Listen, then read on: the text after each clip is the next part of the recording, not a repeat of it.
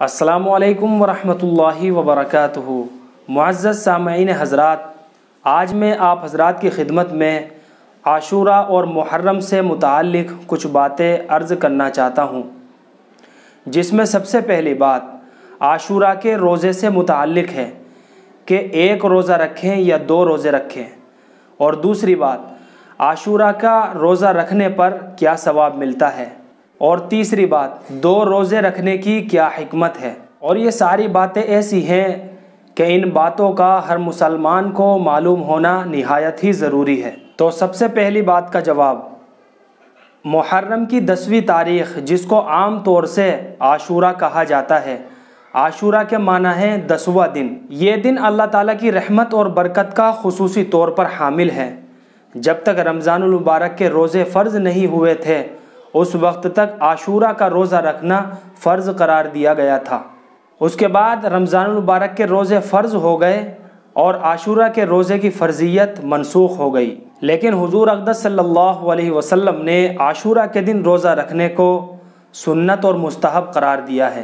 تو اب ہم بات کر لیتے ہیں کہ عاشوراء کا روزہ رکھنے پر اللہ رب العزت کیا ثواب عطا فرماتے ہیں۔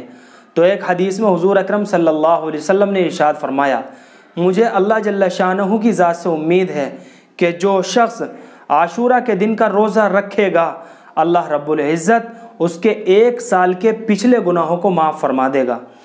تو اللہ کے نبی صلی اللہ علیہ وسلم نے عاشوراء کے دن روزہ رکھنے کی اتنی بڑی فضیلت بیان فرمائی۔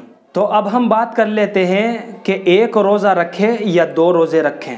تو حضور اقدس صلی اللہ علیہ وسلم کی حیات طیبہ میں جب بھی عاشوراء کا دن آتا تھا تو آپ صلی اللہ علیہ وسلم عاشوراء کا روزہ رکھتے تھے، لیکن وفات سے 1 سال پہلے جو عاشوراء کا دن آیا تو حضور صلی اللہ علیہ وسلم نے عاشوراء کا روزہ رکھا، اور ساتھ میں یہ بھی ارشاد فرمایا کہ 10 محرم کو ہم بھی روزہ رکھتے ہیں اور یہودی بھی روزہ رکھتے ہیں۔ اور یہودیوں کے روزہ رکھنے کی وجہ وہی تھی کہ اللہ تعالیٰ نے بنی اسرائیل کو حضرت موسیٰ علیہ السلام کے ذریعے سے فرعون سے نجات دی، تو اس کے شکرانے پر یہودی حضرات روزہ رکھتے تھے۔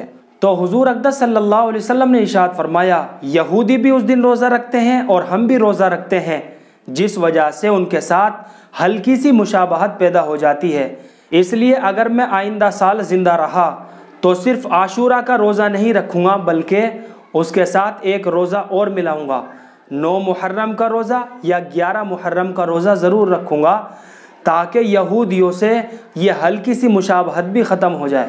لیکن اگلے سال عاشوراء کا دن آنے سے پہلے حضور اکرم صلی اللہ علیہ وسلم کا وصال ہو گیا، اور حضور اکرم صلی اللہ علیہ وسلم کو اس بات پر عمل کی نوبت نہیں ملی، لیکن چونکہ حضور اکرم صلی اللہ علیہ وسلم نے یہ بات ارشاد فرمائی تھی تو صحابہ اکرام رضوان اللہ تعالی علیہم اجمعین نے اس بات کا اہتمام کیا، اور 10 محرم کے روزے کے ساتھ 9 محرم یا 11 محرم کا روزہ اس میں اور ملا کر رکھا اور اس کو مستحب قرار دیا۔ تو ناظرین، اللہ سے دعا ہے کہ اللہ رب العزت ان ساری باتوں پہ ہم سب کو عمل کی توفیق عطا فرمائے۔